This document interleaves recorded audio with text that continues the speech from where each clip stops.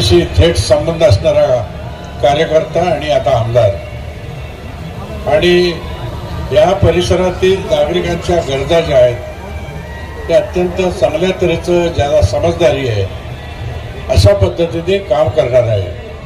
आणि आज हा जो फेस्टिवल आहे एवढा मोठा सोहळा इथे केलेला आहे, एक त्याच्यामध्ये गुण आहे तो म्हणजे क्रीडा संस्थेसाठी मदत करण्याची त्याची प्रवृत्ती आहे.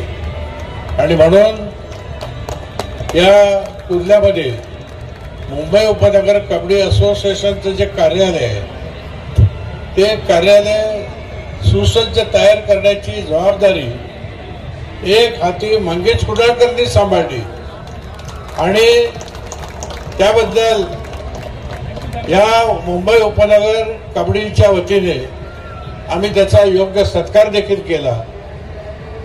आणि त्याशिवाय आता पुन्हा एक संकट आलं, त्या कार्यालयामध्ये आग लागली आणि त्यानंतर ते सुशोभित करणं, पुनर्निर्माण करणं ही जबाबदारी देखील मंगेश कुडाळकरनीच घेतली.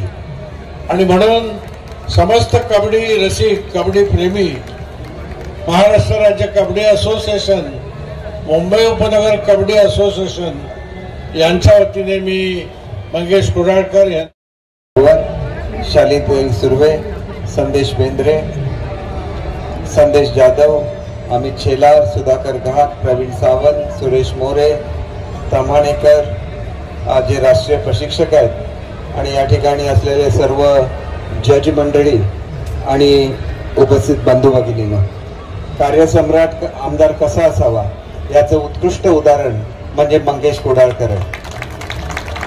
आपल्याकडे कबड्डीची काळजी कशी घ्यायची, बॉडी बिल्डिंग असोसिएशनची काळजी घ्यायची इथपर्यंत त्यांचं काम मर्यादित नाही, तर आपल्या मतदारसंघातल्या सगळ्या शाळा त्यांनी नव्याने बांधून घेतल्या आणि सर्व विद्यार्थ्यांचं त्यांनी ज्या प्रकारे ते काळजी घेतात, महाराष्ट्र राज्याचा शिक्षण मंत्री म्हणून मनापासून त्यांचं कौतुक करतो. आणि सातत्याने जनतेचा विचार, लोकांसाठी काम, आणि हे करत असताना दिवस रात्र ते काम करतात हे मी स्वतः बघितलेलं आहे. हा त्यांनी जो या ठिकाणी कुर्ला फेस्टिवल घेतलेला आहे, मला वाटतं जवळजवळ 22 दिवस हा फेस्टिवल चालू आहे. तुम्ही इथली गर्दी बघता, आपण दिवस रात्र मुंबई धावत असते, परंतु लोकांच्या जीवनामध्ये कुठेतरी विरंगुळाचे क्षण आले पाहिजे अशी भावना घेऊन मंगेशजी काम करत असतात.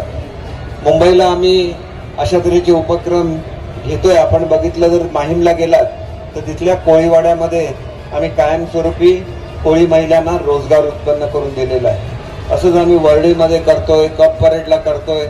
शेवटी मुंबईकरांना रोजगार निर्माण करून देत असताना जगभरातली लोक कोळीवाड्यामध्ये आली पाहिजेत, त्यांनी तिथल्या जेवणाची चव चाखली पाहिजे.